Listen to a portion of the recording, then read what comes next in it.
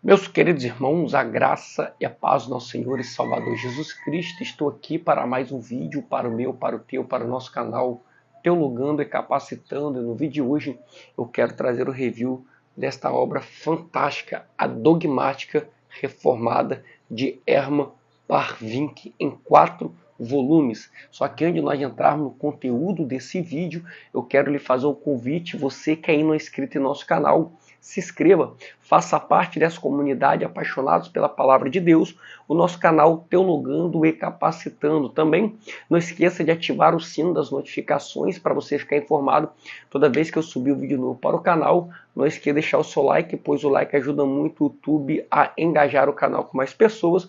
E também compartilhe os nossos vídeos em suas mídias sociais de WhatsApp, Facebook e Instagram. Fazendo assim, você vai ajudar o irmão em sua caminhada cristã e também ajudar o canal a crescer. Também, querido, começa a comprar os seus materiais teológicos pelo nosso link de afiliado à Shopee, que está na descrição do vídeo abaixo. Pelo nosso link você compra seus materiais teológicos, seu produto de beleza, seus eletrodomésticos, seus eletrônicos, roupas, entre outras coisas. E comprando pelo nosso link, você vai estar ajudando o canal a se retroalimentar. Então, compre pelo nosso link, ajude o canal nesta crescente. E dito isso, vamos para o review desta obra fantástica de Herman Bavinck, a Dogmática Reformada. Então, meus irmãos, aqui se encontra a Dogmática Reformada de Herman Bavinck. Nós temos ela aqui em 4 volumes. Deixa eu virar aqui a lombada para você estar vendo.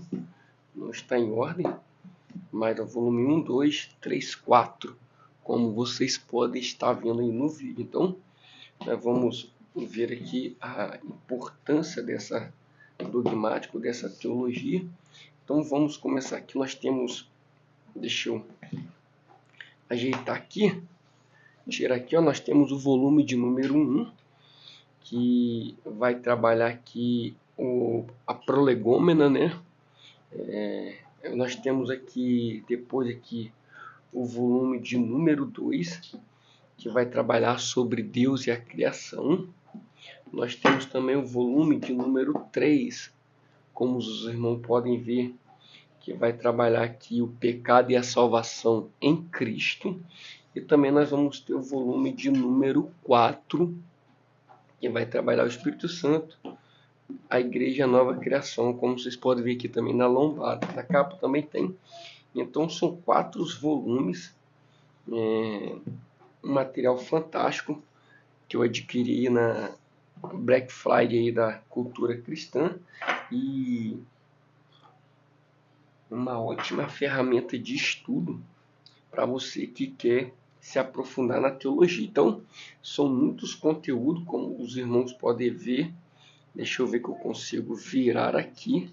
São 4 volumes fantásticos. Ó, os irmãos podem ver a quantidade de conteúdo que tem nesse material. Então, nós vamos analisar. Não vai ter como analisar ponto a ponto de todos elas, que são 4 volumes. Então, é ficar não um review, mas sim uma live, né? Então, nós vamos estar observando aqui. Só que antes de nós entrarmos, queridos irmãos, faça suas compras pelo nosso link de afiliados da Shopee, que está na descrição do vídeo. Você pode comprar seus materiais teológicos, você pode comprar seu produto de beleza, eletrodoméstico, eletrônico, entre outras coisas, pelo nosso link de afiliado da Shopee. Está na descrição do vídeo, tá bom? Então, eu só quero tirar uma curiosidade com os irmãos. O volume de número 1 contém 670 páginas, volume 1. O volume de número 2, ele tem 670 páginas. Também o volume de número 3, ele contém, deixa eu ver aqui, 655 páginas. E o volume de número 4, ele contém 928 páginas. Então, a cunho de curiosidade, nós temos 1.500, botar 1.600, com mais quase 3.000 páginas de conteúdo, podemos dizer. Então, é muita coisa para se estudar. Então, aqui nós temos o volume número 1, capa dura, tá bom? organizada por John Bolt, da editora Cultura Cristã. Meus queridos irmãos, aqui comentar sobre a qualidade do material da Cultura Cristã é chovendo molhada. É a Cultura Cristã e a Thomas Nelson que arrasam, tiram onda em seus materiais, a qualidade física. Então, vocês podem ver, nós abrindo aqui, tem uma folha de proteção, podemos perceber que essa folha aqui é amarelinha, e por isso que todo negócio, a capa, ela acompanha a mesma cor. Para vocês terem ideia, ó, o volume 2 já é verde. Quando você abre, tem um verdezinho e tudo acompanha também a cor para destacar, tá bom? Eu quero abrir aqui o volume de número 1. Então vamos ler aqui. Ó, primeiro vamos ver aqui a contracapa, tá bom? Temos aqui a contracapa deste material. Primeiro vou começar quem foi Hermann Bavinck, de 1854 a 1921, tornou-se sucessor de Abraham Kuyper, conhecido na cadeira de Teologia Sistemática da Universidade Livre da Holanda, em 1902. Aqui nós temos palavras de Richard Moore, e John Parker e John Flamme. Ó. Que maravilhoso presente. Os tópicos abordados por Bavinck são ainda da maior importância, e ele os discute com um tom teológico surpreendente, contemporâneo. Minha oração é que o lançamento dessa obra sinalize o início de um ressurgimento de Bavinck. Richard Moore, o presidente do Fuller Theological Seminary. O que John Parker diz? Assim como Agostinho, Calvino e Jonathan Edwards, Bavinck foi um homem com uma mente gigante, amplo conhecimento, sabedoria, perene e enorme habilidade expositiva. Ter esse trabalho em nossa língua é um substancial enriquecimento. Sólida, mais lúcida, exigente, mais gratificante, ampla e profunda, perspicaz e equilibrada. A magistral dogmática reformada de Bavinck segue após um século sendo a mais elevada realização em sua área. Palavra de John Parker. John Flamme vai dizer: a dogmática reformada foi o manancial da teologia reformada nos últimos 100 anos. É de longe a mais profunda e abrangente teologia sistemática reformada do século XX. O leitor ficará maravilhado com a erudição de Bavinck, sua criatividade e equilíbrio. Bavinck é confessionalmente ortodoxo, mas reconhece a necessidade de colocar as tradicionais formulações da Escritura no contexto das discussões contemporâneas. Então, podemos perceber que é um homem bem estudioso, tá? E nós vamos aqui agora analisar essa prolegômena, um material fantástico. Essa edição aqui, queridos irmãos, é a primeira edição 2012 em reimpressão 2022, tá? É de 2022. O sumário aqui, nós vamos ler aqui só os tópicos de todas elas. Eu vou ler alguma parte aqui. Ó, parte 1. A Sociedade Reformada Holandesa de Tradução, Conselho Diretor, Prefácio, Agradecimento, Introdução do Organizador. Parte 1, que é dividido por parte. A Introdução Dogmática, a Ciência da Teologia Dogmática. 2. O método de organização da teologia dogmática. Parte 2, aqui, ó, a história e a literatura da teologia dogmática. A dogmática católico-romana, dogmática luterana, dogmática reformada. Parte 3, fundamento da teologia dogmática, princípio, o fundamento científico, fundamentos religiosos. Parte 4, revelação, princípio externo, a ideia de revelação. Tá? Os irmãos estão podendo perceber? Qualquer coisa, só os irmãos apertar um pause e dar um zoom. Tá bom? Partindo aqui, ó, a revelação geral, revelação da natureza na Sagrada Escritura, a inspiração da Escritura, os atributos da Escritura. Parte 5, a fé, princípio interno. A fé é um método teológico, a fé e seu fundamento, fé e teologia. Então, esse prolegômeno vai trabalhar desta maneira. Logo de início, nós vamos poder ver aqui na introdução do organizador, tá? Eu quero já entrar na teologia propriamente dita. Deixa eu ser aqui. A introdução dogmática, parte 1. Então, logo de início, nós vamos poder ver a ciência da teologia dogmática, a terminologia. Nós podemos ver que é muito conteúdo, tá bom? Com bastante notas de referente de rodapé, ó, que é uma obra bastante acadêmica, tá bom? Mas uma leitura que eu creio que dá para desenrolar bem. Então, podemos ver com a letra média, uma fonte muito boa, bastante espaço na lateral para quem gosta de anotação, uma folha amarelada, que facilita muito a leitura. Então, meus irmãos, será uma teologia que eu vou me deliciar muito ao estudar. Então, aqui nós temos esse volume 1, eu quero ir para o volume 2, que eu quero ler todos os sumários para os irmãos ficar situados na obra. Ó, como eu falei, acompanha a corzinha, a foi proteção. Ó, Dogma Reformado, volume 2, Deus é criação. Ó, irmão Marvin, que quem foi, entendeu? Irmão Marvin, dogmática, Deus é criação reformada. Dogma Reformado, Deus é criação, ganhar por John Bolt. Mesma coisa catalográfica. Então, nós podemos perceber aqui, ó, o sumário. Vamos ler o sumário. Deixa esse volume aqui. Ó, vamos entrar na mesma coisa. Ó, a parte 1, conhecendo Deus, vai falar da incompreensibilidade de Deus. O conhecimento de Deus. Parte 2, Deus vivo e ativo, nomes de Deus, nome de Deus. Os atributos incomunicáveis de Deus. Os atributos comunicáveis de Deus. A Trindade Santa. Muito bom isso aqui. Nós temos... Querido, um dos temas que todo cristão tem que estar situado, em meu ponto de vista, é sobre a Trindade. Parte 3, a vontade de Deus, assim na terra como no céu, o conselho divino. A criação. Parte 4, Criador do céu e da terra, céu, o mundo espiritual, terra, o mundo material. Parte 5, a imagem de Deus, as origens humanas, a natureza humana, o destino humano. Parte 6, o cuidado paternal de Deus, a providência. Então, podemos perceber, vai seguir o mesmo método, tá bom? A introdução, já vai entrar aqui no estudo. Então, muito interessante esse material, ó. Podemos ver.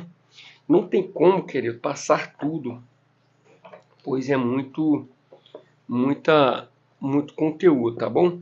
Vamos entrar aqui na parte 3. Eu estou priorizando mais o sumário para você ter ideia do que pode chegar para você o conteúdo desse material, se você vai comprar ou não.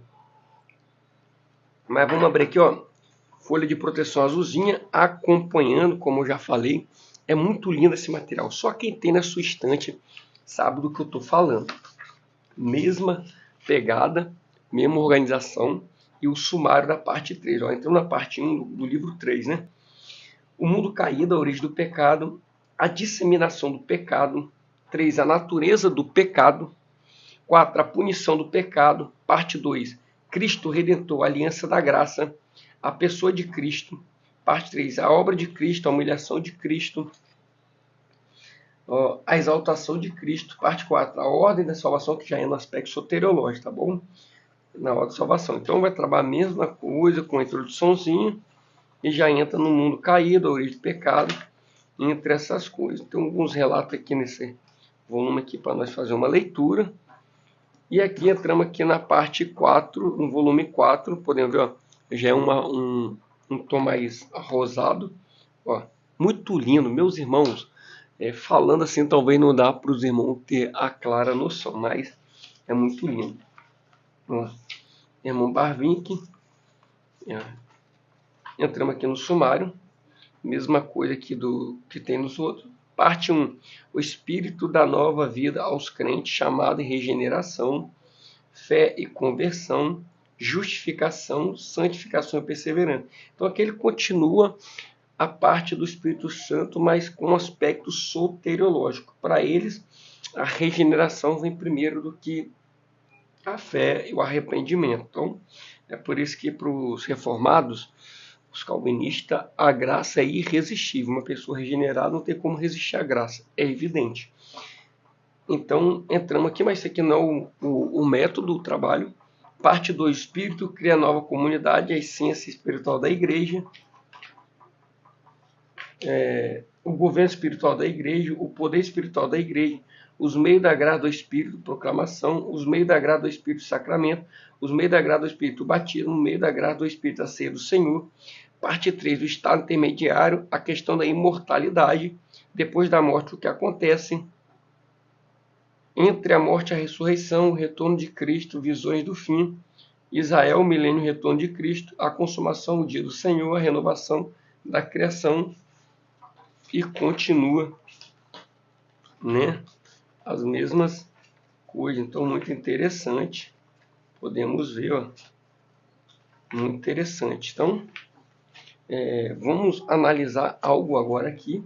Eu quero pegar aqui sobre, já que nós estamos no volume 4, né? Vamos falar aqui sobre o chamado externo.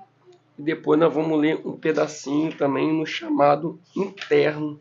Se eu não me engano, eu vi aqui. O chamado particular da graça, ou a graça eficaz que vai fazer a operação no crente. De acordo com o nosso irmão calvinista. Chamado externo. Portanto, temos, antes de tudo, que distinguir o chamado real, vocativo realis, que vem aos seres humanos, não tanto em linguagem clara, mas nas coisas por meio da natureza, da história, do ambiente, de vários direcionamentos e experiências. O meio pelo qual a chamada é feita não é o evangelho, mas a lei, e por meio dela ele ganha expressão na família, na sociedade e no Estado, na religião e na moralidade, no coração e na consciência. E chama os seres humanos à obediência e os obriga a fazer o bem. Os obriga. Esse chamado é reconhecidamente insuficiente para a salvação, porque nada sabe de Cristo e de sua graça, e portanto não pode levar ninguém ao Pai. Nem mesmo com esse chamado, o mundo em sua loucura e em suas trevas conheceu a Deus. No entanto, ele é uma forma rica do envolvimento de Deus com suas criaturas, no testemunho do Logos, uma ação do Espírito de Deus de grande importância para a humanidade. Devemos a esse chamado que, apesar da realidade do pecado, a humanidade continue a existir. Que ela tenha se organizado em família, sociedade e Estado, que tenha permanecido nela uma noção de religião e de moralidade, e que ela não tenha desaparecido em um esgoto de bestialidade. Todas as coisas convergem em Cristo, que sustenta todas as coisas pela palavra de seu poder. Colossenses 1,16, Hebreus 1,3. Esse chamado também serve especificamente tanto na vida de povos quanto na de indivíduos, para pavimentar o caminho para o chamado melhor e mais elevado do Evangelho. Como Logos, por vários caminhos e meio, Cristo lança o alicerce de sua obra graça. Então, aqui vai falar sobre o chamado externo que não leva à salvação. É que faz essa diferença. A proclamação universal do Evangelho, lê esse pedacinho aqui, vai dizer, os universalistas afirmam, contra os reformados, que estes, em sua posição, não aceitam esse chamado universal por meio do Evangelho. De acordo com sua posição, afinal, Cristo não morreu por todos, mas apenas pelos eleitos. Sua mensagem não pode ser: Cristo fez satisfação por você. Seus pecados foram expiados, apenas creia. Para o não convertido, a mensagem só pode consistir na exigência da lei. Se sustentar o oferecimento universal da graça, isso não pode ser sinceramente dito da parte de Deus, e é, além disso, inútil e ineficaz. Então, podemos ver que ele já está começando a trabalhar a proclamação do Evangelho, falando da sua expiação particular ou limitada. E essa declaração universal, ele está referindo ainda, que não com essas palavras, aos arminianos que apregoam uma expiação ilimitada. Essas objeções, sem dúvida, são pesadas e provocaram uma variedade de respostas do lado reformado. Alguns chegaram ao ponto em que só pregava a lei aos não convertidos, só oferecia o evangelho àqueles que já tinham aprendido por si mesmos a se verem como pecadores e sentiam necessidade de redenção. Outros, sustentando o oferecimento universal da graça, justificaram esse oferecimento dizendo que o sacrifício de Cristo foi suficiente para todos, ou que Cristo também adquiriu numerosas variadas bênçãos para aqueles que não creem nele, ou que o evangelho só lhes era oferecido sob a condição de arrependimento e fé.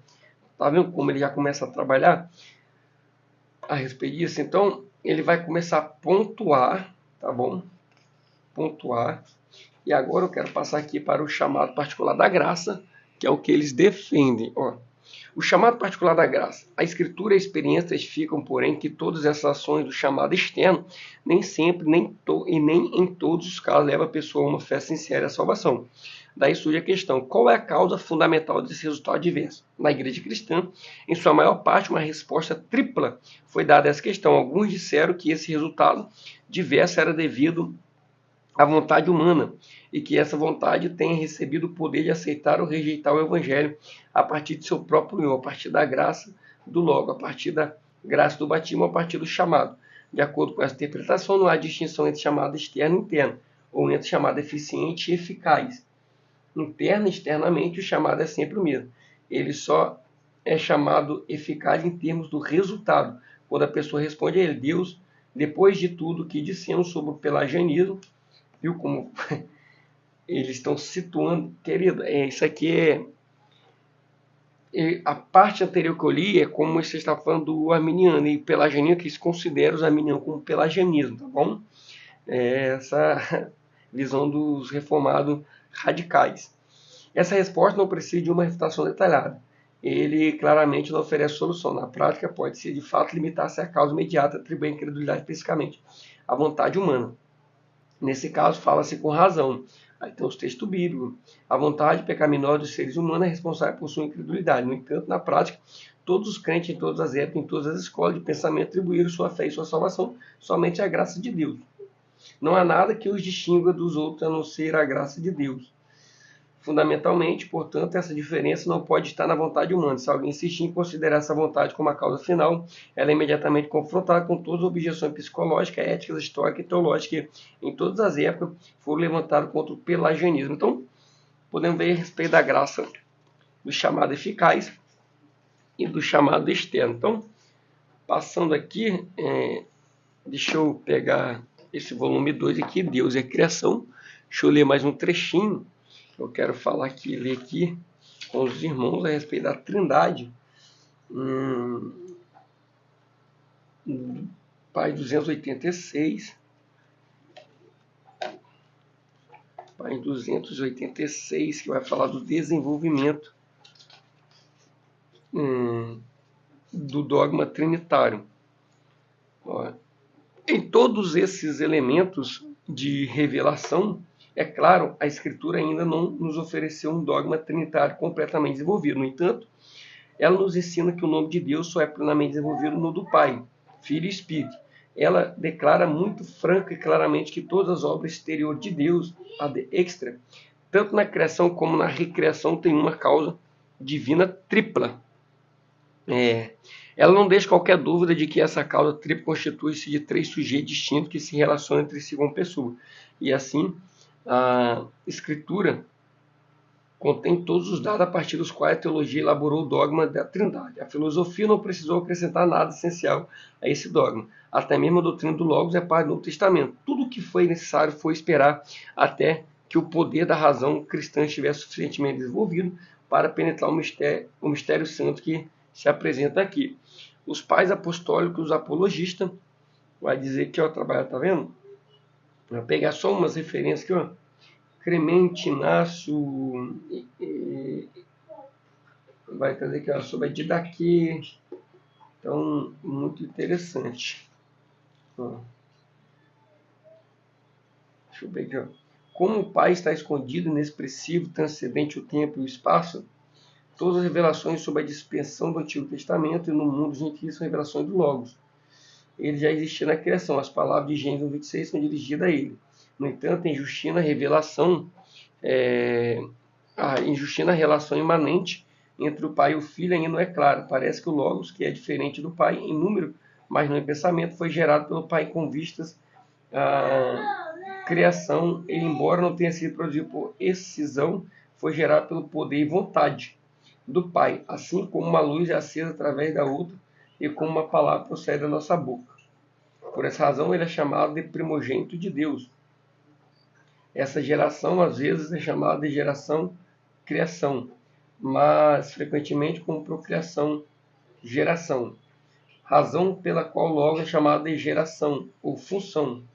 Justino tenta manter a unidade de Deus, dizendo que o Filho é de fato distinto do Pai, em número, mas não em pensamento, e subordinado ao Pai. O Filho é o primeiro poder depois do Pai. Ele ocupa o segundo lugar. É Deus e Senhor porque o Pai assim desejou. E é subordinado ao Pai e Senhor. Essa subordinação aqui tem que ler mais detalhado, mas eu acredito em uma subordinação temporária enquanto Cristo está na Terra, tá bom? Não uma subordinação eterna. Aí tem que estudar mais a respeito do que ele está falando aqui. Então pode ver que é bastante palavras em grego, bem forte menos os argumentos. Irineu, Tertuliano e Orígenes, aqui tem todo o desenvolvimento. Aqui nós vamos aprender sobre a trindade econômica, imanente. A trindade é o coração e o centro do cristianismo, de Niceu Agostinho. distinguindo do judaísmo, que nega as distinções dentro do ser divino, do paganismo, que rejeita a unidade de Deus. Atanásio, desse modo, evita completamente a mistura filosófica de antologia e cosmologia. Ele rejeita o dualismo gnóstico e ariano entre Deus e o mundo, juntamente com a sua legião de seres intermediários. A trindade, diz ele, é desprovida de mistura e elemento estranho. Ele não consiste em uma combinação do Criador com alguma coisa que tem de vida existente, mas é completo, perfeitamente divino em caráter. A trindade, portanto, é eterna. Em Deus não há elementos não essenciais. Deus não tem de se tornar alguma coisa. Ele é o que é eternamente, como o Pai, o Filho e o Espírito. Muito interessante, né? Então, meus irmãos, aqui está esse review dessa dogmática de Bavinck. São muitos conteúdos, se não for parar para analisar, mas eu espero que dê para os irmãos ver o processo dessa obra fantástica e que os irmãos possam vir adquirir. Querido, aqui está o review, que Deus possa lhe abençoar. Se inscreva no canal, compartilhe, deixa o like e até o próximo vídeo em nome de Jesus. Amém.